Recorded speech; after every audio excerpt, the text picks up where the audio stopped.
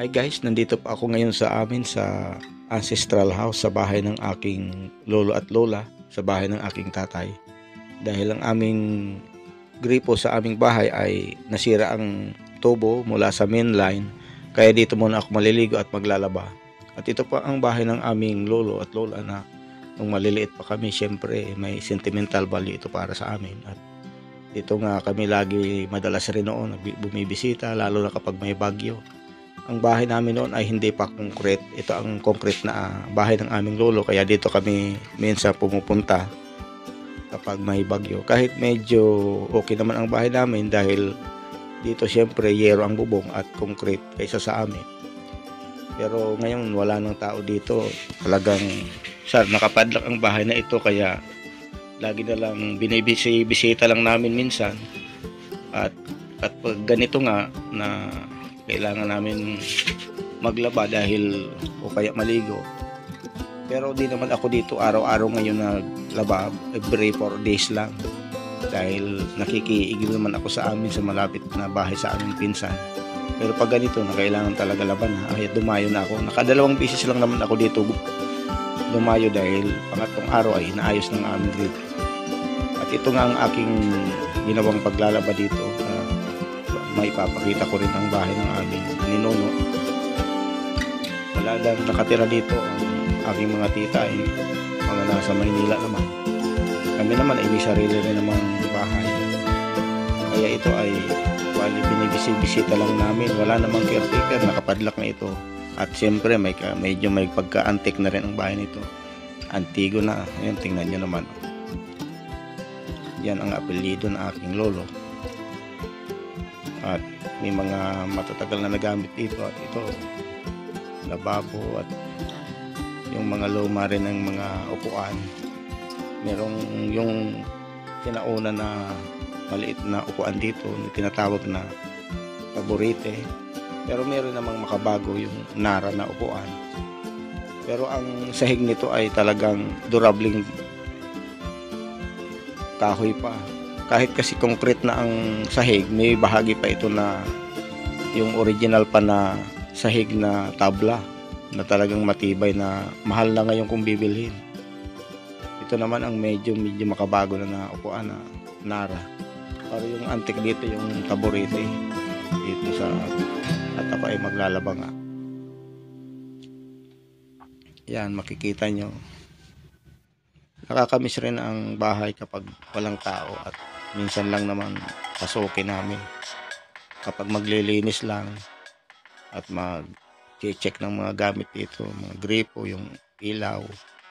Miniminti naman kasi bayaran ang tubig dito at ilaw para hindi siya maputol. Para kapag biglaan ding uwi yung mga tita namin, at siyempre kailangan may ilaw at tubig dito. Halos doon na sila nakatira sa Maynila.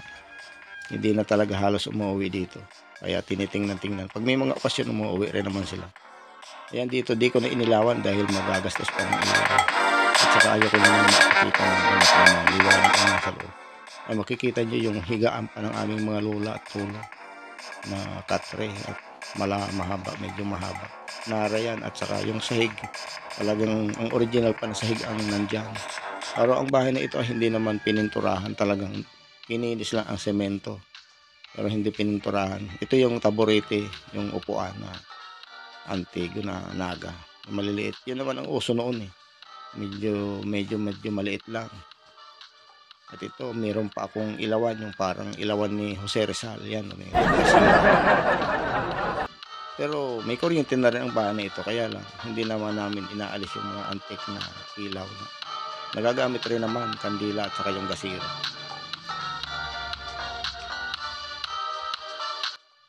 At syempre pinagpawisan ako sa medyo marami-rami naman tong labahan ko na ipon sa 4 na araw na di naglaba. Bali ang iniinom namin ay iniigib lang namin mula sa kapitbahay namin sa aming pinsan, dahil nga ilang araw din nawalan kami ng tubig. Mabuti na lang nagkataon na nasira yung aming tubo sa mainline kung kailan binuksan ang kalsada, dahil inaayos na nga ang gilid ng kalsada sa amin. At kaya nataon, tamang-tama aayos. At may mga kapitbahay rin kami nagpag-awarin, sinabay na rin ng pagpapaabang ng tubo papasok sa kanilang bahay. Dahil nga sa kapag sinarado ng aming kalsada ay mahirap na, makakapal na ang kalsada. Nilalagyan na kasi ng bali finishing yung gilid. May dekorasyon na ang highway ng aming national road dito sa amin. Tingnan nyo ang aking labahan, no? Medyo naipon na, talagang marami na rin. Minsan kapag kaganito, lalo na kapag nag-iisa lang ako dito, parang may mga kaluskus ako na naririnig din. Siyempre, di natin alam. Baka may daga lang kung anong bagay lang o baka talaga kaluluwa na tinatawag dito sa amin na kalag. Siyempre, baka dalawin ako dito ng aking mga ninuno, mga ancestor. But yung tita ko namatay na rin na hindi na rin naiuwi dito. Yung abo na lang ay nakatago na rin dun sa isang taguan ng mga abo dun ng mga patay sa Maynila. At hindi na rin inuwi dito. At siyempre, lalo na sa gabi. Pero di naman ako talaga dito natutulog sa gabi. May bahay rin kasi kami. Kaya lang, pag dumadalaw ako dito, kahit minsan katulad dito naglaba ako, ay di maiwasan na maalala mo yung nung bata ka pa na nakasama yung mga lola at lolo mo. May pati yung tatay, nanay mo na pumupunta dito, mga pinsan na maliliit pa kayo noon. Ang iba naman ay patay na talaga, pati mga pinsan ko na iba patay na rin.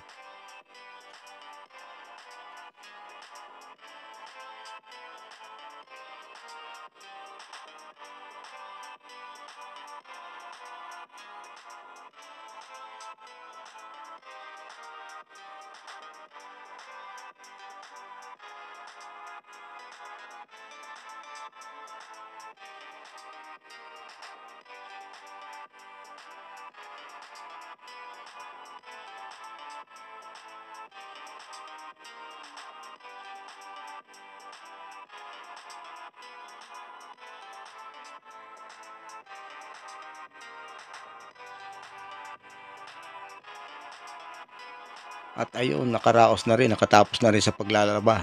Siyempre, di ko na ipapakita pati yung paglalaba ko, yung pagpasok ko lang at pagsimula at pagtatapos. At ito, tapos na nga, ay salamat. Nakaraos na rin sa paglalaba.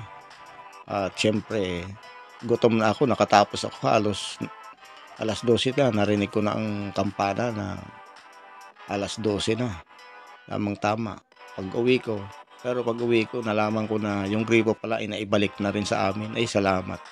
Ito na ang last ko na pakikilaba dito. Nakadalawang beses lang ako dito maglaba. Saka naglaba rin ako dun sa malapit sa amin na tubig na open sa lahat na natawag na free. Libre yun. Yung sa daanan na pinakita ko sa una kong vlog na isa na naglaba ako doon. Malakas ang tubig doon. Kaya lang, sa ganitong oras marami talaga naglalaba doon. Kaya ngayon, dito muna naman ako naglabas sa bahay ng aming lolo at lola na pareho na rin mga wala.